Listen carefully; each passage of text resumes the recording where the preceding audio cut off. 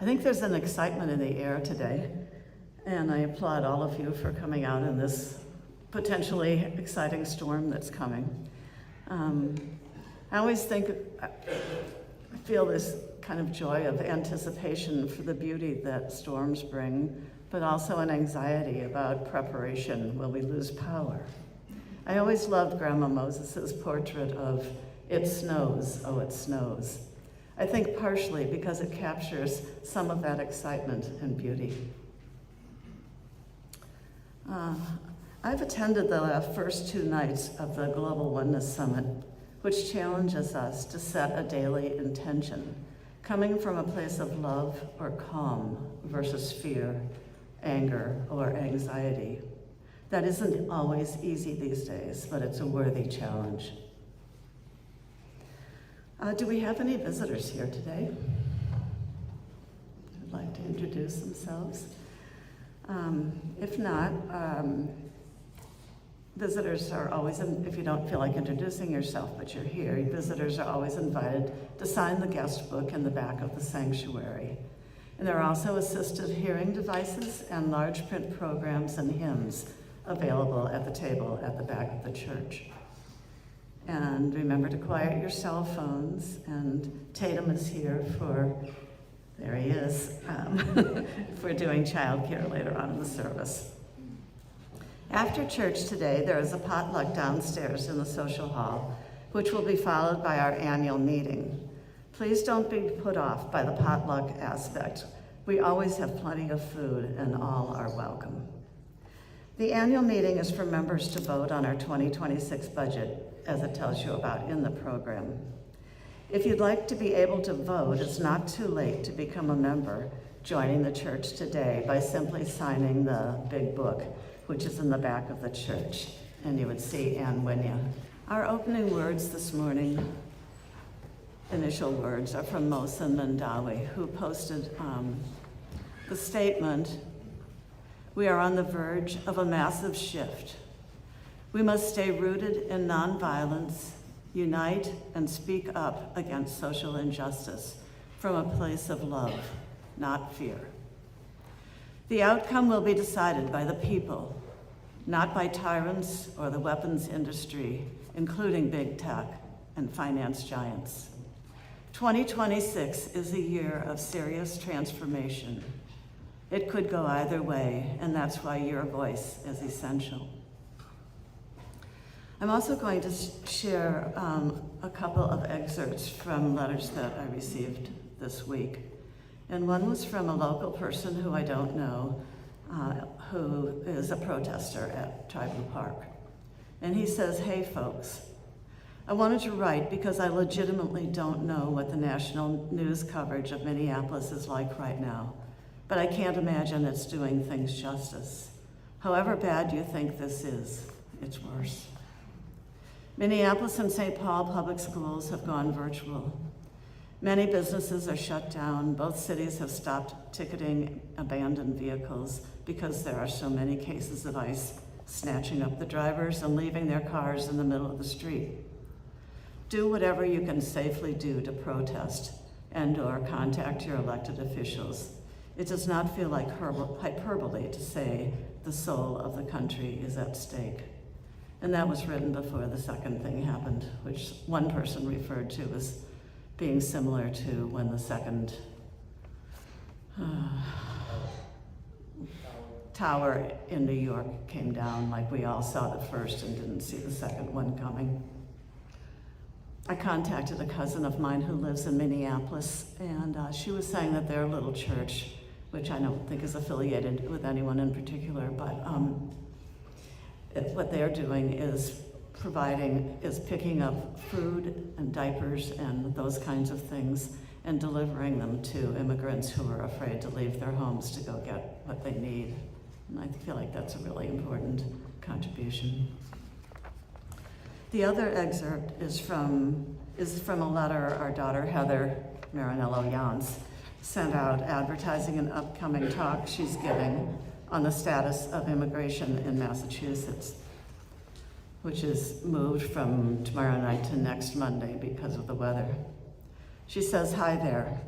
I try to be a voice of calm and hope, despite what is happening in the immigration world, but I have to say that I'm absolutely floored. It's been a terrible week for immigrants and for those of us who care about them. While the people of Maine and Minnesota and across the country give me hope every time they stand up for their immigrant neighbors, I'm hearing too many stories about schools closing, empty supermarkets, and our clients locking themselves in their houses. For now, we can hug those close to us as we think about what got us to this point. After that, we must do what we can to fight injustice. I know it's a tough time, and I just want to say thank you so much for all that you're doing to support immigrants and this community. We need your help, and we are so grateful for you. Signed, Heather. We are all Minnesotans now, or maniacs as they choose to call themselves sometimes. We are all immigrants, strong but fragile. We are the homeless. We are all the homeless seeking shelter from the cold, seeking a meal, trying to protect our families. I will note that as we were going through Lebanon last night, we passed the homeless shelter where there was a line of about 30 people waiting to get in. I guess it opened at 1 and we were coming through around between 12:30 and 1, but my heart goes out to the unsheltered. So now let us enter into a time of meditation. In the words of Thich Nhat Hanh, the next manifestation of the Buddha will be community.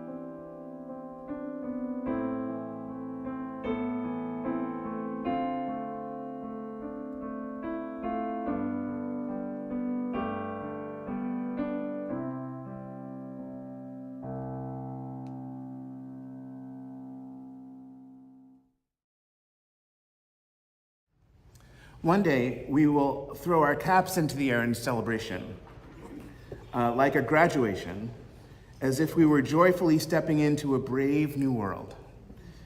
It's a tradition, actually, refashioned from an older ritual that was changed to meet a new situation, so that the ritual could come to life again.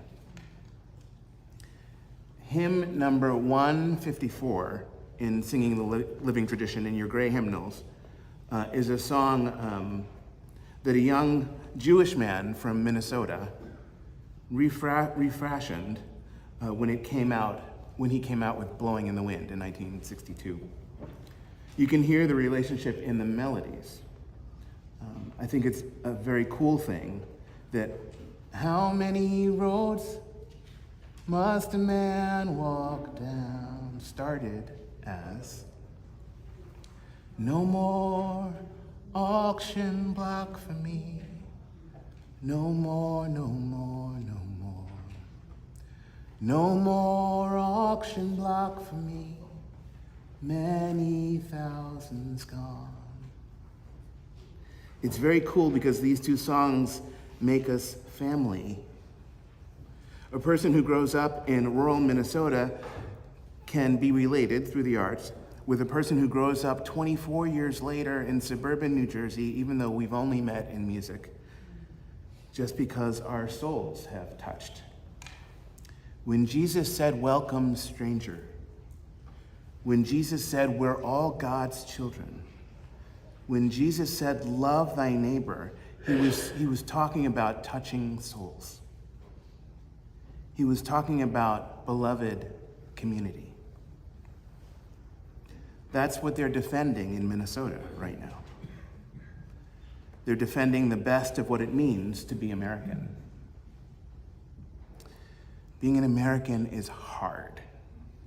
We don't always understand one another. We don't always want to understand one another.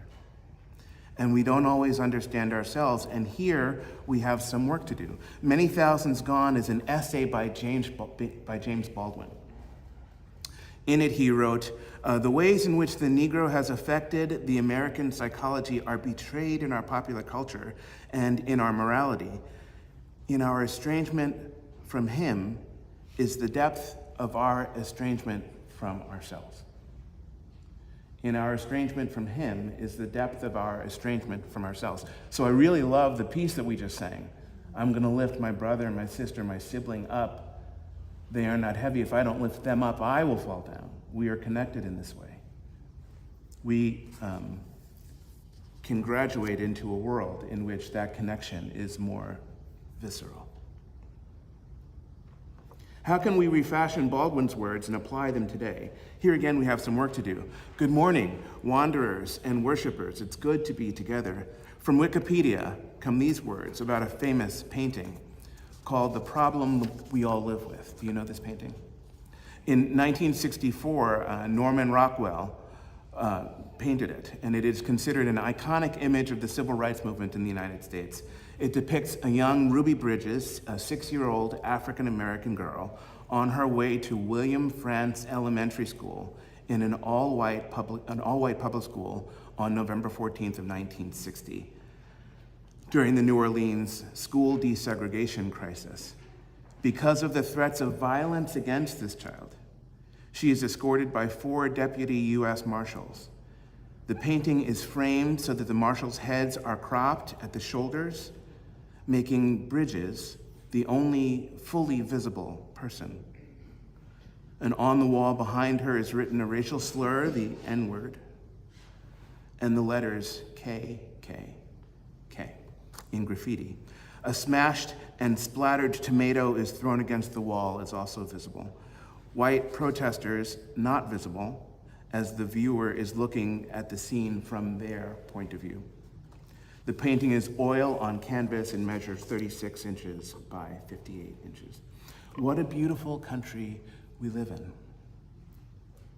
What a beautiful country we live in. It's not infinitely beautiful. We show our ugly sides now and then, these days. Our beauty has been diminished by the losses that we have suffered, by the losses of Renee and Charlie. There is an AI-generated photograph of the two of them standing side by side. There is no energy between them. No history, no life, no tissue, no connection. And yet each is affirming the other, beyond the boundaries of their lives, beyond perhaps even the intentions of their deaths, beyond perhaps the violation of the meaning of their lives.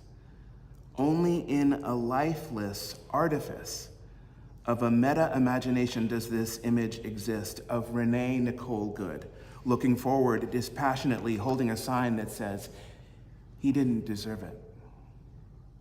Intended for Charlie James Kirk, pictured standing next to Renee, looking forward dispassionately, holding a sign that reads, "She didn't deserve it." It's not a depiction of their lives, their experiences, their choices. This highly manipulated image is an aspect of our current grieving. And who are we to grieve in this way? I bring this up because there's another manipulated image that I want to talk about. It is the manipulated image of that very Norman Rockwell painting that I just described. After more than 60 years, it has been updated. Now walking patiently and assuredly behind the 6-year-old Ruby Bridges, the young African-American girl, there is a 5-year-old Liam Ramos with his blue bunny hat and his Spider-Man knapsack.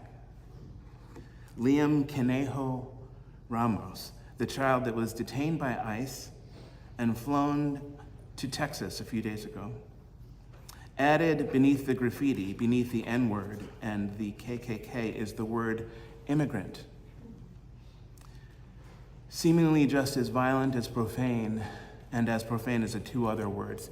Conejo, incidentally, Conejo is Liam Ramos's middle name. Conejo is the Spanish word for rabbit, which pretty much explains the blue bunny hat. Who are we in this sacred American tradition? Who are we to grieve in this way?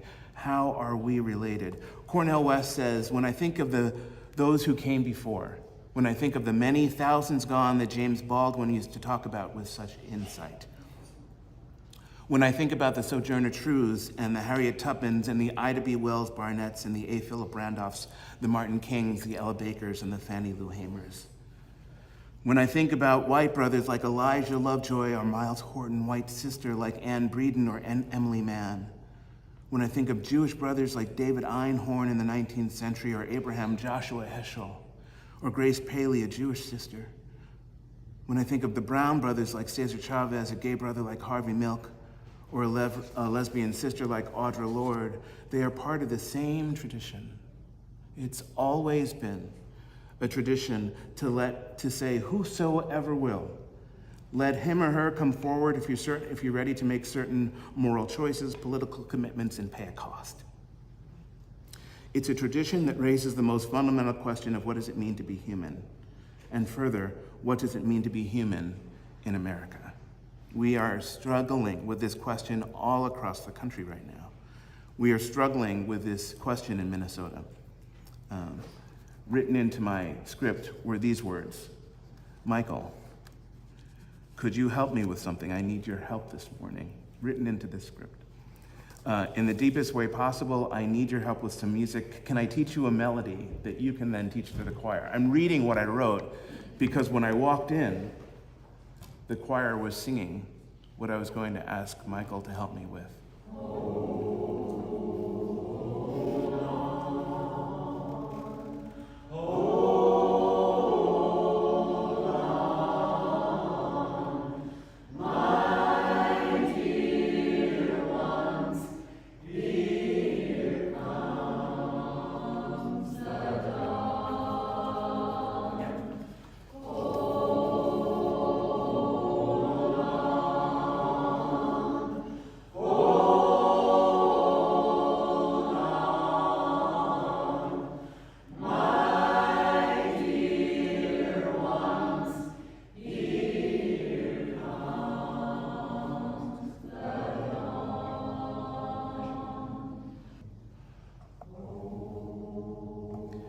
They sang this walking the streets of Minnesota, singing for your neighbors now, and they would sing, hold on, my dear ones, here comes the dawn. Imagine what it is to be a migrant family and watch